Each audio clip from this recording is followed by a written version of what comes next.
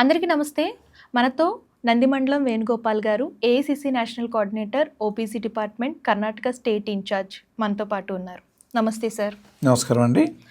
Sir, Congress ప్రభుత్వం ఎప్పుడైతే పరిపాలన మొదలుపెట్టిందో అప్పటి నుంచి చెప్పిన హామీలు ఇచ్చినవన్నీ కూడా ఒక్కొక్కటి నెరవేర్చుకుంటూ పోతుంది.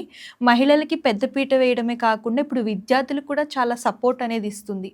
ఈరోజు చాలా భారీ ఎత్తున స్కాలర్షిప్స్ కూడా విడుదల చేసింది. దీని గురించి వివరించండి సార్.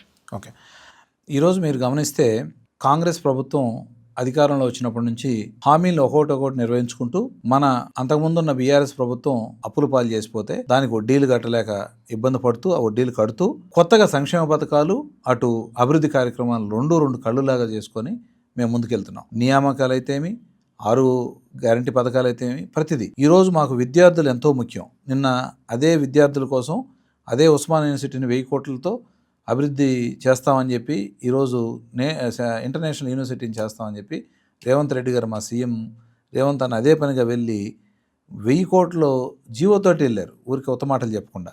అంటే విద్యార్థుల మీద మా ప్రభుత్వానికి, మా సీఎం గారికి ఉండే ప్రేమ మీకు అర్థమవుతుంది.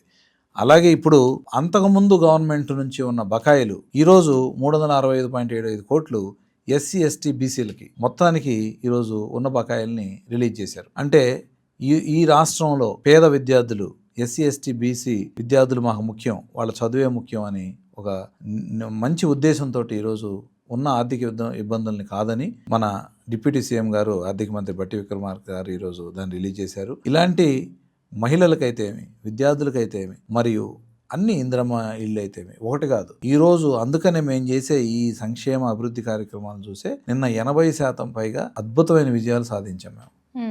ఇది గ్రామ పంచాయతీ ఎలక్షన్స్. ఇది కొనసాగుతుంది. నెక్స్ట్ లోకల్ బాడీస్లో కూడా ఇదే మేము కంటిన్యూ చేయబోతున్నాం. కాబట్టి ప్రతి ఒక్కరూ గమనించండి. సోదరిమణులారా, ఈ రాష్ట్రంలో ఉన్న మీరు ఇంతకుముందు ప్రభుత్వానికి ఇప్పుడు కాంగ్రెస్ ప్రభుత్వానికి ఎంత వ్యత్యాసం ఉంది అనేది మీకే అర్థమవుతుంది. మీరు సహకరించండి. ఈ ప్రభుత్వానికి ప్రతిపక్షాలు కూడా ఏదైనా సూచనలు ఉంటే చేయండి. ఇంకా అభివృద్ధి పదంలో ముందుకు తీసుకెళ్దాం. 3 ట్రిలియన్ల ఆర్థిక అభివృద్ధి లక్ష్యంగా, ధ్యేయంగా ఈ తెలంగాణ రాష్ట్రం నెంబర్ 1గా ఎదగాలి భారతదేశంలో అంటే మీ అందరి సహకారం అవసరం. కాబట్టి మీ అందరూ సహకరిస్తారని కోరుకుంటూ సెలవు తీసుకుంటున్నాను.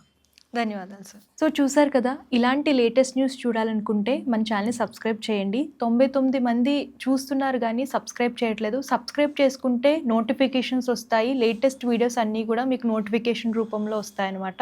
సో అలా మీరు చూడొచ్చు. అండ్ కామెంట్స్ కూడా చేయండి. మీకు ఎలా అనిపిస్తుంది ఏంటి దాని గురించి కూడా కామెంట్స్ చేసేయండి. Thank you.